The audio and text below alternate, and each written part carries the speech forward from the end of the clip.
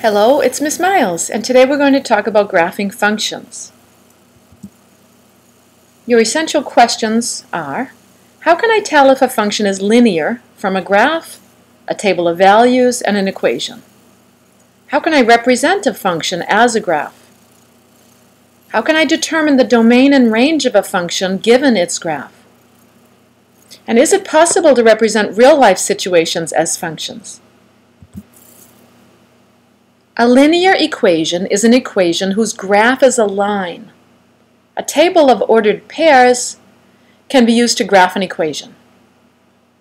A linear function is a function whose graph is a line. And a linear function is written in this form: f of x equals a times x plus b. Let's start by looking at this table. And where x equals 0, y equals 0. So that's an ordered pair at the origin, right? When x equals 1, y equals 1. So I can also graph that point on the coordinate plane, as well as 2, 2, 3, 3, and 4, 4. And so if I were to graph those points and connect them, it would be a straight line. So this particular graph that's shown is a linear function, and I can tell it's linear in the table because there's a constant rate of change. Now by that I mean as x increases by a certain constant number, in this case x is increasing by 1 each time, y also increases by a constant number. Coincidentally, y is also increasing by 1. Alright, so now I have another equation. Well, this is an equation actually, and I want to graph this equation and then see if it's a function. So I've chosen some values for my x, and I'm going to find f of x, or f of negative 2. So that's negative 2 to the second power, which is 4. F of negative 1 is negative 1 squared, or 1. 0 squared is 0. 1 squared is 1. And 2 squared is 4. Now I'm going to graph these ordered pairs. Okay, and 0, 0 would also be an ordered pair. And now what I'm going to do is I'm going to connect these dots, but realize that it's actually curved. So this graph, it's a function because it's passing the vertical line test. But it's not a linear function, is it? Okay, so it's important that we see when we have in an equation x being raised to a power, this will not be a linear function. Okay, in this case it's quadratic.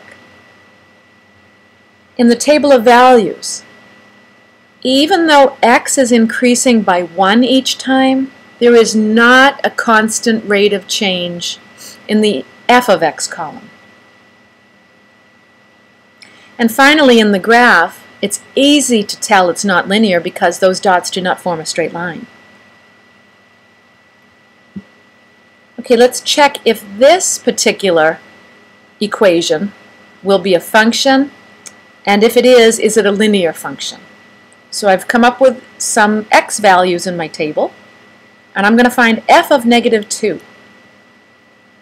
So that's 5 times negative 2. Which is negative 10 minus 1, or negative 11. F of negative 1 is negative 6. F of 0 is negative 1. And now I really want to look at my table of values and see, is there a constant rate of change? As x is increasing by some constant number, x is increasing by 1 each time, is f of x increasing by a constant number? Yeah, it is. It's increasing by 5 each time.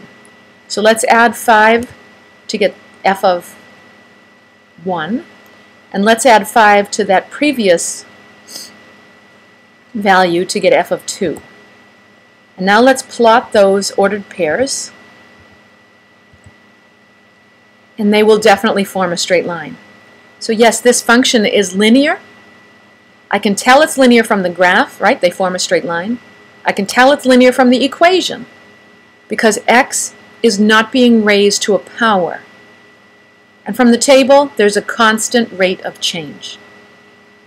Let's try one more example like that. Okay, my guess is that this is going to be linear because x is not being raised to a power. Now I see I'm going to take a third of x, so notice in my table of values, I've hand-picked multiples of 3 to make it easy for me to take a third of. So for example, f of negative 6, right? Let's do a third of negative 6, that's negative 2, plus 4 is 2. To find f of negative 3, a third of negative 3 is negative 1 plus 4 is 3. F of 0 is 4. Is there a constant rate of change in the table of values? Yep. As x is increasing by 3, f of x is what? Increasing by 1. Are these points going to form a straight line? Yes, this is going to be a linear function.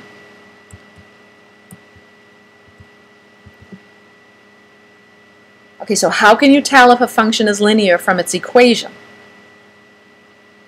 How about from its graph? And how did we know from this table of values that this function was going to be linear? Let's move on to identifying the domain from a graph. All right, so domain, remember, are the allowable x values. So you can see this graph will never go to the left of the y-axis. So x will be 0 or all positive numbers. So here's how we say that. Domain is x is greater than or equal to 0. Now what about the range? They're the y values. Is there a y value that's going to be the smallest? Yeah, it's right on the y-axis. Do you see it there? It's y equals 1. This graph will never go below y equals 1. So here's how we say the range then. Y is greater than or equal to 1. And let's try another one. The domain of this graph. First of all, it's not linear, is it? I can tell because it's a curve, it's not a straight line, and x is being raised to a power. But let's think, can we have negative x values and positive x values? Yeah. So in this case, the domain is all real numbers. There are no restrictions. Let's look at the range. Is there a number that y will never go below? It'll never go below y equals negative 2, right? So your range is y is greater than or equal to negative 2. So are you clear with how to identify the domain, right, or the allowable x values, and the range from a graph? All right, finally, I really like this. We're going to present you with a word problem, okay? So that's called the context. The soccer team raises money by washing cars. They charge $5 per car, and they spent a total of $4 on soap. So before they even washed their first car, they're already kind of owing money, aren't they? They're like in the hole, or they're in the red, negative $4. So what we're going to do is we're going to consider something called the rule of 4. And there's 4 ways to represent a function. You can do the word form, which we're going to call context. The table of values is where you have an x and an f of x. From there we'll go to the graph and then the equation. All right, so let's think about the table of values. If x is the number of cars that they wash, the fewest number of cars is 0, right? Now let's consider our f of x. F of 0, that means if they've washed 0 cars, they've made negative $4. Okay, how about f of 1? If they wash 1 car, they received $5 from that 1 car, but remember they spent the $4 on soap. So f of 1 is 1. How about f of 2? Okay, why is f of 2 equal to 6? Well, $5 times 2 cars is $10 minus the $4 on soap, right, is $6. Is there a constant rate of change in this table? As x increases by 1, is f of x increasing by a constant number? Yeah, it's increasing by 5 each time, isn't it? And that makes sense because it's $5 that they get per car. So here what we've done is we've graphed the points to represent this function. This is a linear function. The domain of this linear function is x has to be greater than or equal to 0, right? You can never wash a negative amount of cars.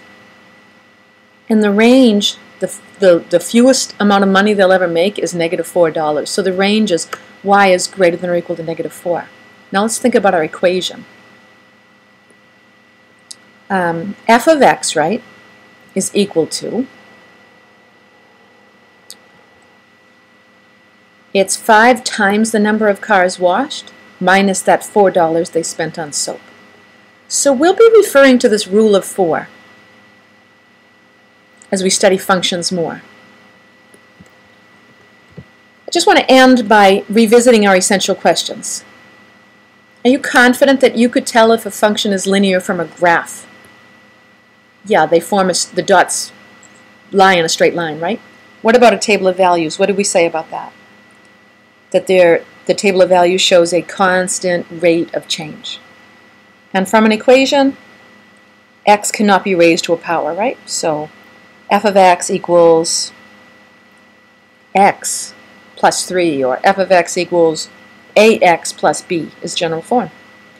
How do you represent a function as a graph? Well, if we have the table of values, we can plot the values and then connect the dots. The domain of a function is all of the allowable x values, and the range is the y values.